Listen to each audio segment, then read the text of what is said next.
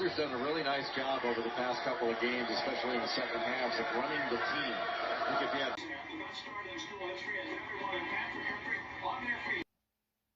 Positive energy to the world. What's going on? Welcome to Respect My Journey. I'm your host, Carl Krauser, the Cruising King, King Krauser, aka that old black magic, baby. Salute, all love. Welcome, everybody. Man, today.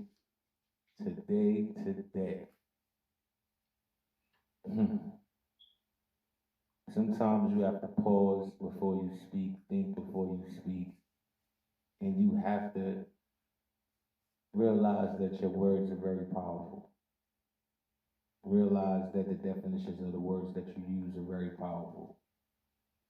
Enjoy yourself, but when you're speaking to people, you want people to understand exactly what you're saying.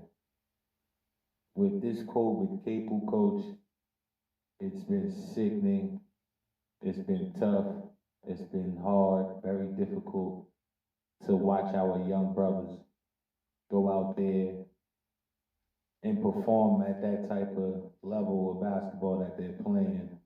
And I think that they're better than what they are showcasing out there when they're playing these games, but I also think that they are forced into this position, into these roles that they have to play while playing under COVID Capel.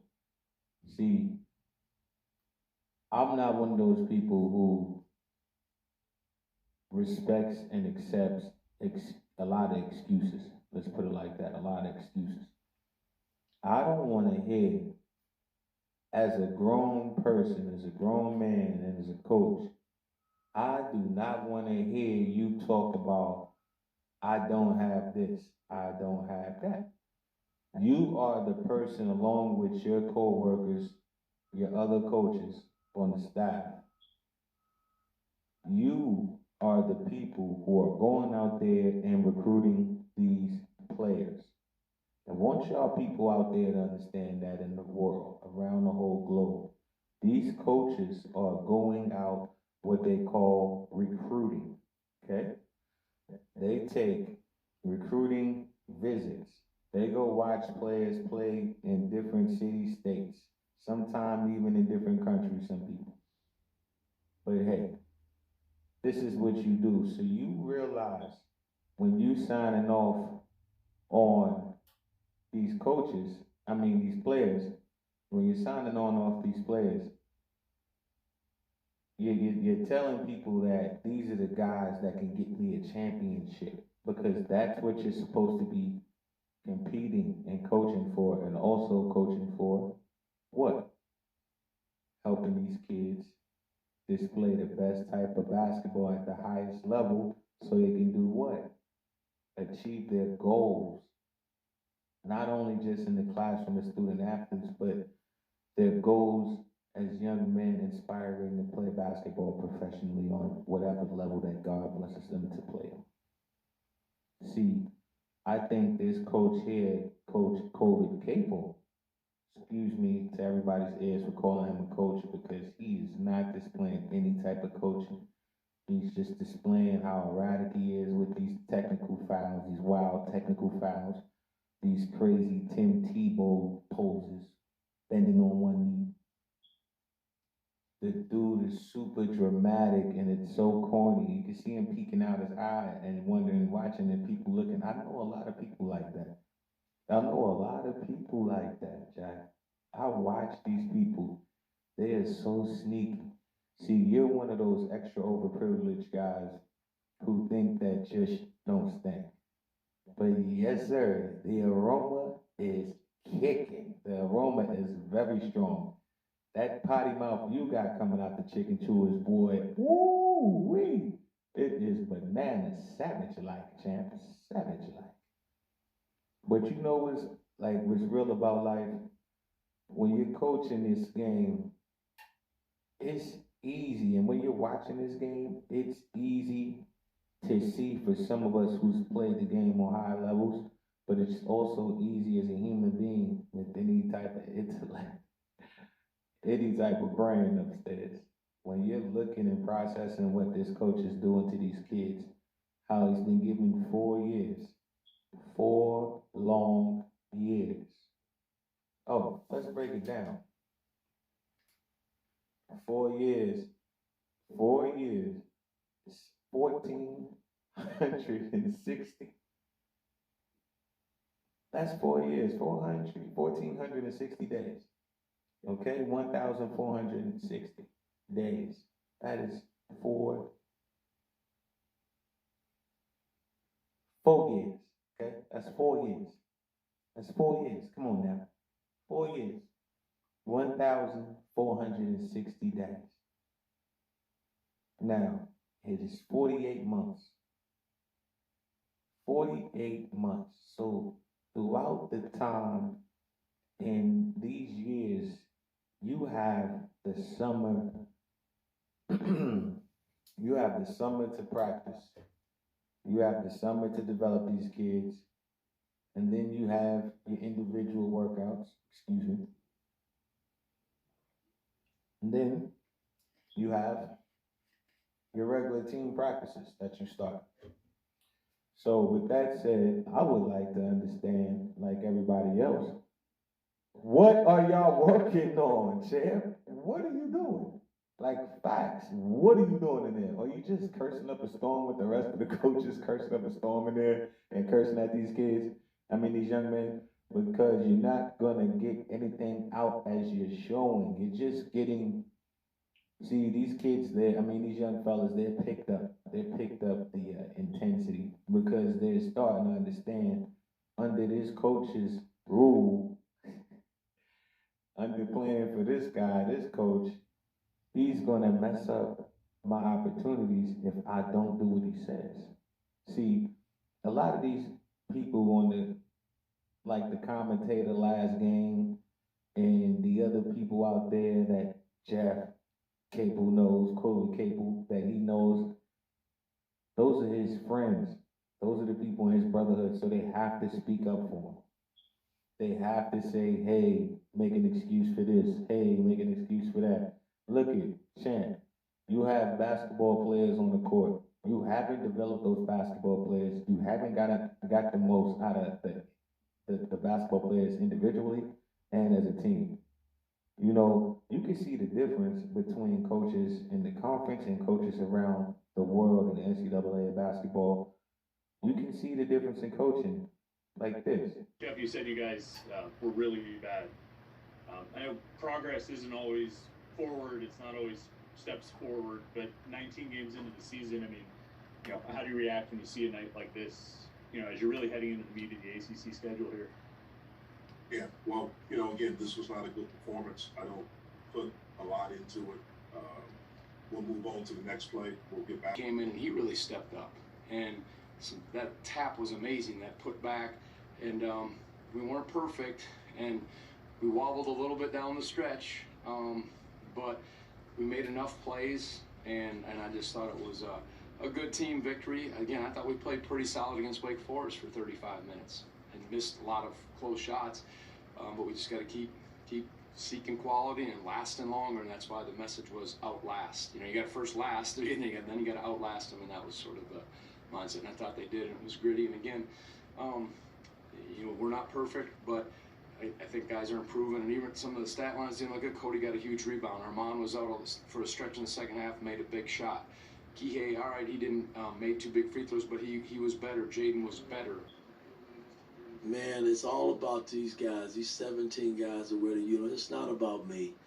But, when anytime you can beat Purdue. Like, every time I see these people and I see this coach, it kills me, man, it makes me like the decisions he makes and the substitutions that he makes and the pattern that he has with, like, why does he leave certain players in so long? I have no problem with my man OZ, but 32 minutes over Femi is kind of crazy, and you're already on shaky ice with your relationship with Femi because of what you've done and said and how you treated him. Everybody can feel that. Everybody can see that. Those feelings just don't go away. Those memories just doesn't go away. The way you treated people and a lot of these players was unfair. How do you think that you get to lose four of your starters, 4 out of your 5 starters? How do you lose 4 out of your 5 starters? They left, dipped on you, got out of there. See, some of you older people and some of you other people, y'all want the transfer portal to be done with and thrown out, but because it fits you, it fits your coaching style, that dictatorship that I can mess up your life, I got the power in my hand, you stupid maggots. It kills me. I can't stand y'all. Like all y'all coaches that did that to kids, all sports, everything. It's disgusting. All people like that, you are disgusting, man. You are a shaky person. You need to work on it. You need to work on yourself and become better, man, because you are sick. Thinking that you can control everybody, control everything, dictate where people go, what they say, how they act. It's sick. It's wild. That's a wild, wild, wild type of way of being, and it's a bad way of being. Because you have to understand, like I said, you have the ability to help these kids progress and grow each day that you're around them with those hours in coaching. You can help them speak well, speak better. I seen you had Burton out there. He took my advice. I know you watching those videos, and I'm tired of helping. You know what I mean? You're not helping me. I'm tired of helping, man. It's crazy. You see, you put Santos back in. I see you put Oladapo back in. I see everything. You get what I'm saying? Now I know I know what I'm talking about. I'm really good at coaching. I'm really good at basketball. I'm really good at scouting. I'm really good at working out and training. I'm really good at a lot of things. But hey, y'all keep playing games. That's on y'all. That's on y'all. But let's get back to Kobe Capel. He has the ability to help these kids every day, and he's not getting the most out of those kids either in practice because you're not making it fun for these kids, you're not making it interesting for these kids, you're not making it you're not making anything like cool for them to do. Like you don't like when you come into the gym, you should want to work hard. You should want to go hard.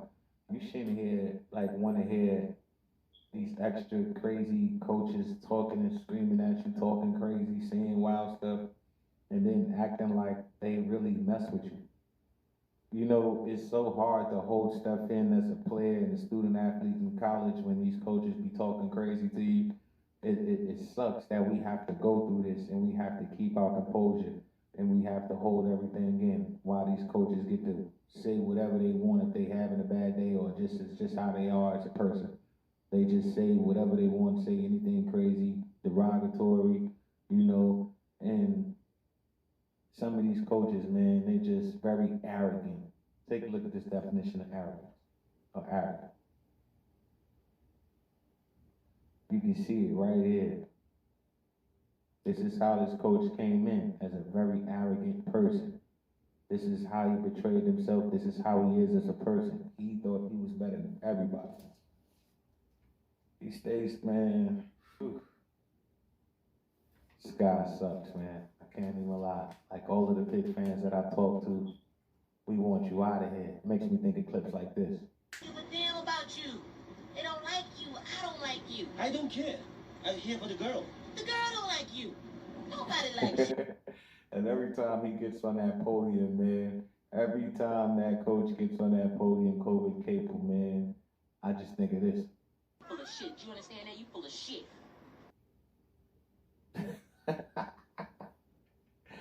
Oh boy, I'm on fire, boy. Sheesh, boy. Because you know he is, man. He's full of it, man. He's full of it. You gotta call people that Full are of shit. You understand that? You full of shit. out, man. Because I be thinking sometimes when he's up there, he is high as Fucking kite.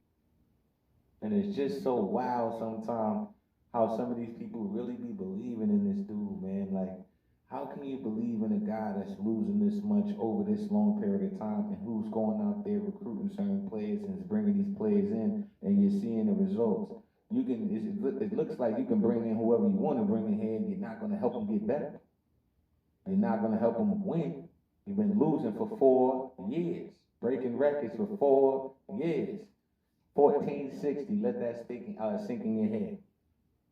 That's the amount of days that we've been watching Pitt lose.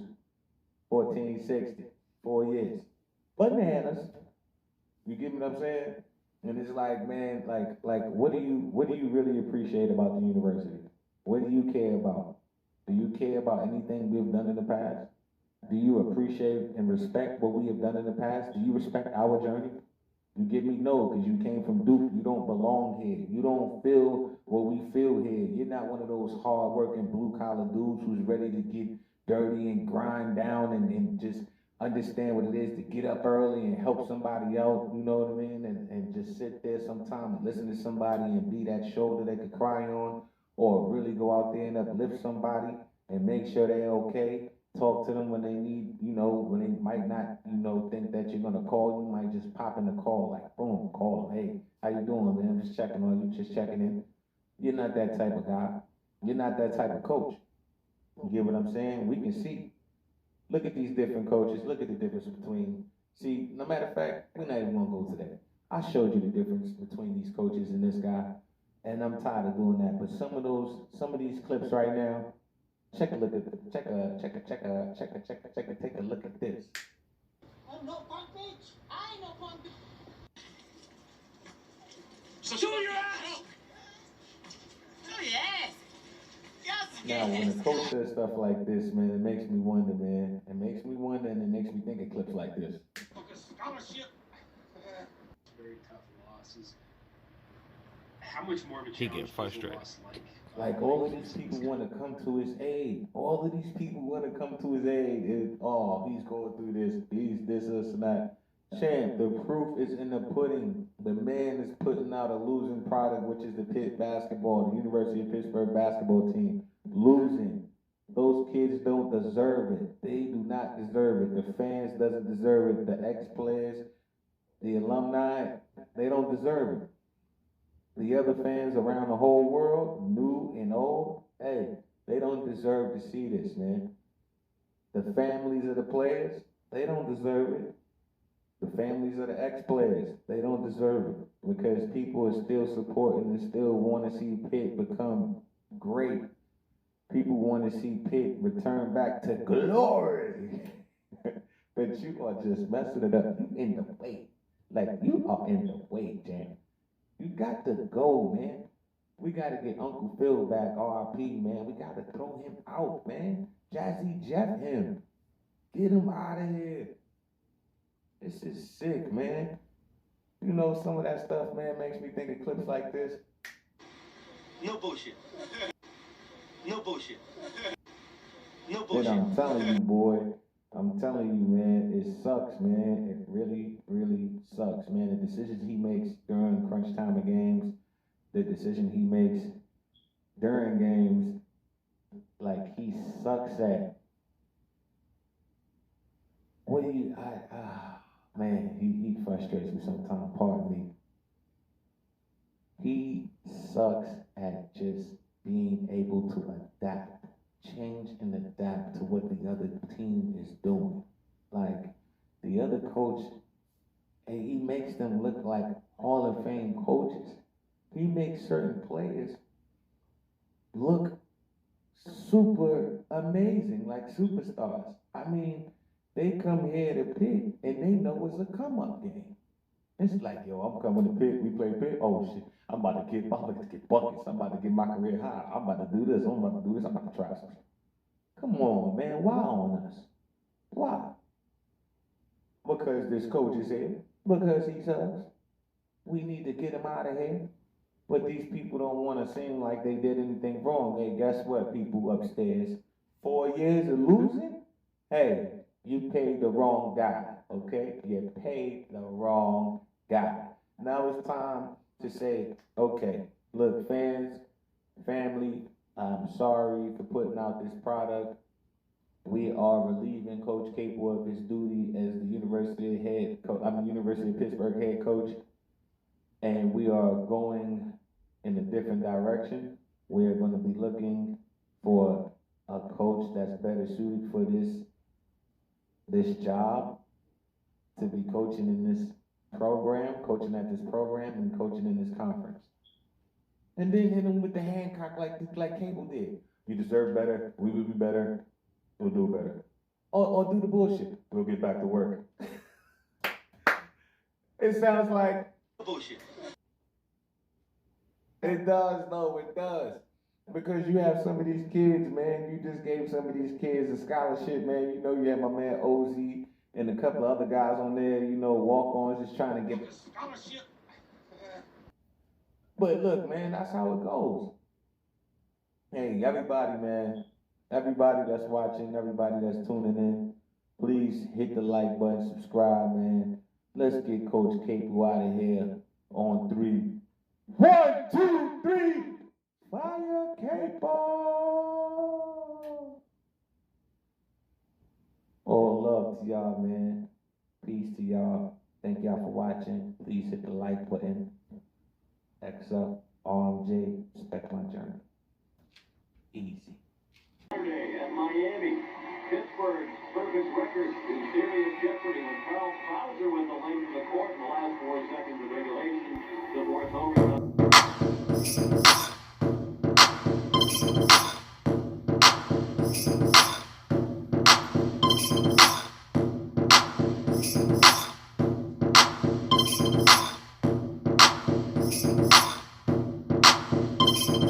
Tell me when to go. Tell me when to go. Tell me when to go. Tell me when to go. Tell me when to go. Tell me when to go. Tell me when to go. Tell me when to go.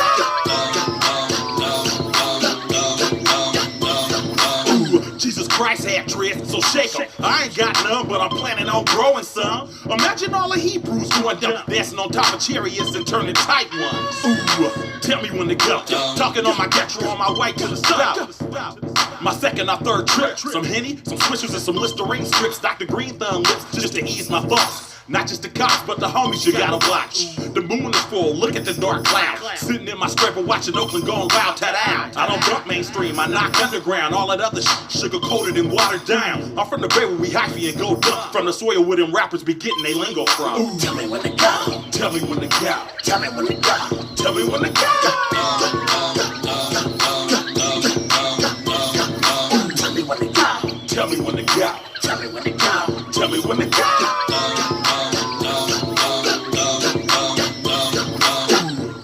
I'm off that 18 gummy juice. I got man, lay with the black suit. King of the super duper happy. And your wifey, you don't have it. From the Bay to the A, put me in the backwoods for such a sweet punch. It's dope. It's just some shit I wrote. I said it couldn't be saved by Shonda. I slid past on the gas. That it's good, like the granddaddy. Cross game, you get flipped like a burger patty. A zigzag, pass me the big old fatty. I drink white with a snow bunny, talking big shit and a scraping point. Hell I done 1800, Jose Cuervo. Da-da-da, man, y'all know what I'm saying? Keep Krauser out. Y'all for watching. Respect my journey. Please hit the like button, subscribe, share. Always love.